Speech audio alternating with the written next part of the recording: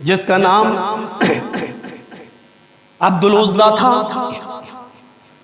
اور بعد میں جب وہ اسلام لایا تو اس کا نام عبداللہ کر دیا گیا، اسلام سے متاثر، لیکن اپنے چچا کی زندگی کی وجہ سے اسلام نہ لانے میں دیر ہوئی۔ جنگلوں میں چلتا تھا، بکریاں چراتا تھا اپنے چچا کی، وہاں صحابہ کرام بھی بکریاں چراتے تھے۔ قرآن کے گنگنانے کی، تلاوت کی آواز، صحابہ کرام کے پڑھنے کی آواز عبد العزیٰ کے کانوں سے ٹکرائی، اور اس آدمی کا دل مسحور ہو گیا۔ قرآن کی کشش نے اس کو ایمان کے قریب کر دیا، اور ایک دن چچا کے پاس آیا، کہتا ہے چچا میں نے بہت کوشش کی، بہت انتظار کیا، لیکن آپ اسلام لانے کے لیے تیار نہیں، مجھے اسلام لانے کی اجازت دیجیے۔ چچا نے کہا بھتیجے اسلام لانا چاہتے ہو، اپنے باپ دادا کا دین چھوڑنا چاہتے ہو، سنو تمہارے جسم پر جتنے کپڑے ہیں میں نے دیا، جوتے ہیں میں نے دیے، پگڑی جو سر پہ باندھے ہو، عربوں کا ایک خاص لباس تھا پگڑی باندھنا، یہ میں نے دیا، یہ سب چھین لوں گا۔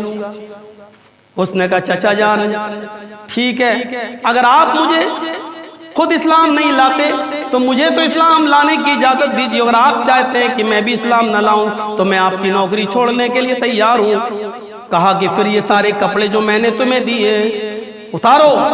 کہا میں گھر جاتا ہوں، اپنا کپڑا لیتا ہوں اور آپ کے کپڑے واپس کر دیتا ہوں۔ کہا بالکل نہیں، جب اسلام کی نیت کری لیے تو ہم تمہیں اب اس چوکھٹ سے باہر نہیں جانے دیں گے، ساری چیزیں اتارو۔ تھوڑی دیر کے لیے سوچنے لگا، اللہ قمیص اتار دوں ٹھیک ہے، پگڑی دے دوں ٹھیک ہے، چاچا کا دیا ہوا جوتا بھی اتار دوں ٹھیک ہے، لیکن یہ تہبند، یہ لنگی اتار دوں میں کیسا نظر آؤں گا؟ کما ولدت امی، جیسا کہ میری ماں نے مجھے آج ہی پیدا کیا ہو۔ عبد العزیٰ کا چچا ہنسنے لگا، کیا سوچ رہے ہو؟ اس نے جھٹکے میں پگڑی اتار کر پھینک دی، جوتا اتار کے پھینک دیا، قمیض بھی اتار دی۔ چچا جان اتنے دن میں نے آپ کے اوپر جو میرا احسان رہا خدمت کرنے کا، اس کے عوض اتنا کر دیجئے کہ میں گھر جاؤں اور گھر سے ایک چادر لے لوں اور آپ کی لنگی، آپ کا تہمد آپ کو واپس کر دوں۔ وہ ظالم چچا اس پر بھی ایگری نہیں ہوا۔ ایمان کے اس سچے متلاشی کے دل میں جب ایمان کی حرارت پیدا ہو گئی، یہ خانقاہوں پر بیٹھے ہوئے لوگ اور عطر کے محفلوں میں رہنے والے لوگ، خوشبوؤں کے بیچ میں رہنے والے لوگ، پرساد اور چڑھاوے اور تبرکات کھانے والے لوگوں کو ایمان کی چاشنی کہاں سے نصیب ہوگی؟ میرے پیارے ساتھیوں، اس آدمی نے لنگی بھی اتار کر پھینک دی۔ لو بالکل ایسے کپڑے کا ایک تار بھی اس کے جسم پر نہیں، اور اسی حال میں جب گھر کا دروازہ کھٹکھٹاتا ہے، لوگ راستے میں پوچھتے ہیں عبد العزیٰ یہ کیا؟ اور حدیث کی کتابیں کہتی ہیں کہ عبد العزیٰ اپنے جسم کو نیچے کی طرف دیکھتا اور لوگوں کا صرف جواب یہ دیتا، المومن انا مومن الان، انا مومن الان۔ لوگوں مجھے برہنہ مت دیکھو، لوگوں میرے جسم پر ایک کپڑا نہیں، یہ مت دیکھو، یہ دیکھو المومن انا مومن الان، آج میں مکمل مومن ہوا ہوں، آج میں پکا مسلمان ہوا ہوں۔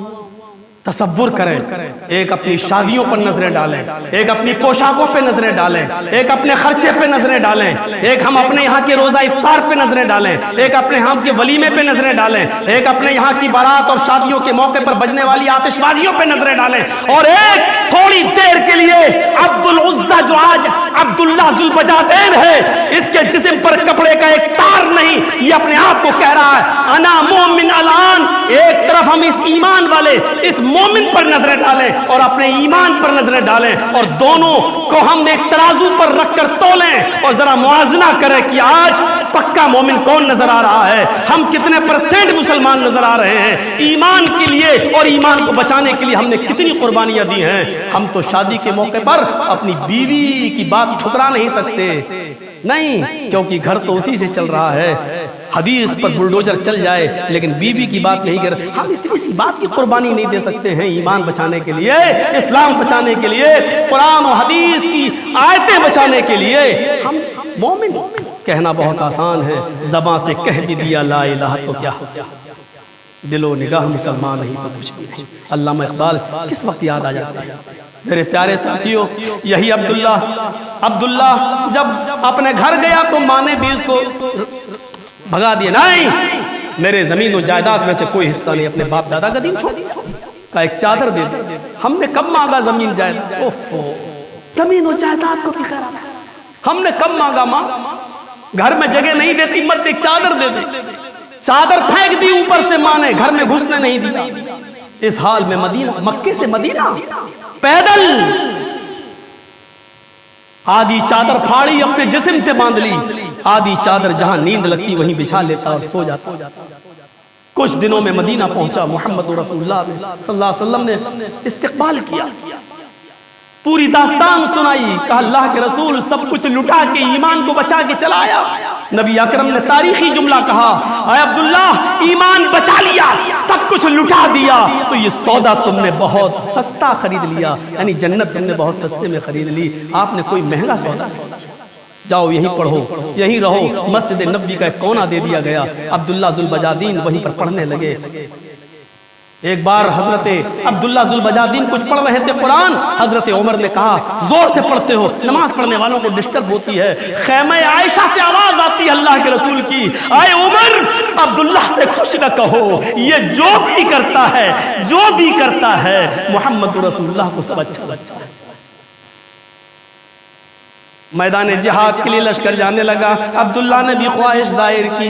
اللہ کے نبی نے عبداللہ ذوالبجادین کا ہاتھ پکڑ کے کہا، آئے اللہ عبداللہ ذوالبجادین میدان جنگ میں جا تو رہے ہیں، لیکن میں کافروں پر عبداللہ ذوالبجادین کا خون حرام قرار دے رہا ہوں. عبداللہ ذوالبجادین کہتے ہیں اللہ کے نبی میں نے تو شہادت کی تمنا کی ہے. آپ نے کہا اے عبداللہ مجھے جو مانگنا تھا مانگ لیا. اب دیکھو رب کیا کرتا ہے. سمندری سفر شروع. بیچ و بیچ سمندر میں جب پانی کی کشتی جہاز پہنچا تو بخار، اور اسی بخار کے اندر عبداللہ ذوالبجادین کا انتقال ہو جاتا ہے. لکڑی کی پیٹی میں بند کر کے نماز جنازہ اسی پانی کے جہاز میں پڑھا کر ان کو لایا گیا اور جزیرہ پار کرایا گیا. جب جزیرہ پار کرایا گیا تو ایک جنگل ملتا ہے. اللہ کے نبی صلی اللہ علیہ وسلم فرماتے ہیں کہ اسی جنگل کے اندر عبداللہ ذوالبجادین کو دفن کر دیا جائے. حضرت ابوبکر صدیق اور حضرت عمر فاروق دونوں کی جسم کو اٹھائے ہوئے ہیں. حضرت بلال لالٹین جلائے ہوئے ہیں. عبداللہ ابن مسعود بڑھاپے کی وجہ سے کوئی کام نہیں کر رہے ہیں. اللہ کے نبی قبر اطہر میں اترے ہوئے ہیں. اب جیسے ہی ان کی باڈی کو، ان کے جسم کو اللہ کے رسول کے حوالے دیا گیا، تاریخی جملے حدیث کی کتابوں میں ادبن الی اخیکما، اے ابو بکر، اے عمر، احترام سے، ادب سے اپنے بھائی کو میرے ہاتھ میں دو. احترام سے دے دیا. پٹرے رکھ دیے گئے، داہنی کروٹ ان کو کر دیا گیا اور مٹی دینے کی باری آئی. مٹی دے دی گئی. مٹی دینے کے بعد غور کرو، ایک موت یہ بھی ہوتی ہے جس پر زمانہ رش کر رہا ہے. اللہ کے نبی نے اسی قبر پر کھڑے ہو کر جو جملے کہے ان جملوں کو ذرا سنیے.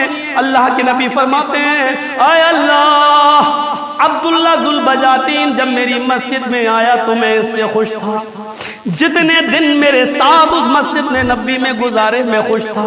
عبداللہ ذوالبجادین جب میرے ساتھ چلا جہاد کے لیے تو میں اس سے خوش تھا. عبداللہ ذوالبجادین کا جب انتقال ہوا تو میں اس سے خوش تھا. اے اللہ جب قبر کھد رہی تھی تو میں اس سے خوش تھا. جب میں قبر میں اترا تو میں اس سے خوش تھا. عبداللہ ذوالبجادین کو جب میں نے اپنے ہاتھوں سے اس قبر میں اتارا تو میں اس سے خوش تھا. اے اللہ جب میں مٹی دے رہا تھا تو اس سے خوش تھا. مٹی دے کر فارغ ہوا ہوں، قبر بن کر تیار ہو چکی ہے. اے اللہ میں عبداللہ ذوالبجادین سے اب بھی خوش ہوں. اے اللہ تو بھی عبداللہ سے خوش ہو جا. اے اللہ تو بھی عبداللہ سے راضی ہو جا.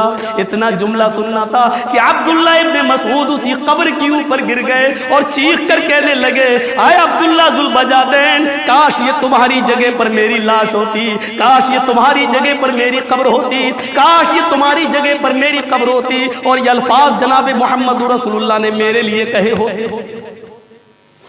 ایمان کو تازہ کرنے کی ضرورت ہے، موت کو کامیاب بنانے کی ضرورت ہے. پیدا تو ہو گئے ہیں لیکن اب یہ زندگی جو عمل کے لیے دی گئی ہے اس کو کامیاب بنائیے۔ میرے پیارے ساتھیوں، ہم اللہ سے دعا کرتے ہیں کہ بار الہ ہم تمام مسلمانوں کو جب تک زندہ رکھے اسلام سے رکھنا، خاتمہ ہو تو ایمان پر ہمارا خاتمہ فرمانا، ہمارے ایمان کو اللہ تازہ فرما دے، اے اللہ ہمارے ایمان میں اضافہ فرما دے، اے اللہ تمام ہر قسم کی بد کرداری و بدعمالی سے ہمیں نجات عطا فرما، اور نیکیوں کا کوئی چھوٹی سے چھوٹی نیکی بھی ایسی نہ ہو جس کو ہم حقیر سمجھیں، اے اللہ اس کو بھی اس سنت کو بھی اور چھوٹی سے چھوٹی نیکی کو بھی ہمیں کرنے کی توفیق عطا فرما، اور اللہ کو اس کو قبول بھی فرما لے۔ بار اللہ جو بیمار ہیں ان کو شفائے کاملہ اور عاجلہ عطا فرما، جو ہاسپٹلز میں ایڈمٹ ہیں ان کی دواؤں میں صحت و تندرستی کوٹ کوٹ کے بھر دے۔ اے اللہ پھر دوبارہ یہ دعا کہ جب تک تو ہمیں زندہ رکھ، اسلام سے زندہ رکھنا، اور جب ہمارا خاتمہ ہو تو ایمان پر ہمارا خاتمہ فرمانا۔ وما علینا الا البلاغ المبین، وآخر دعوانا ان الحمد للہ رب العالمین۔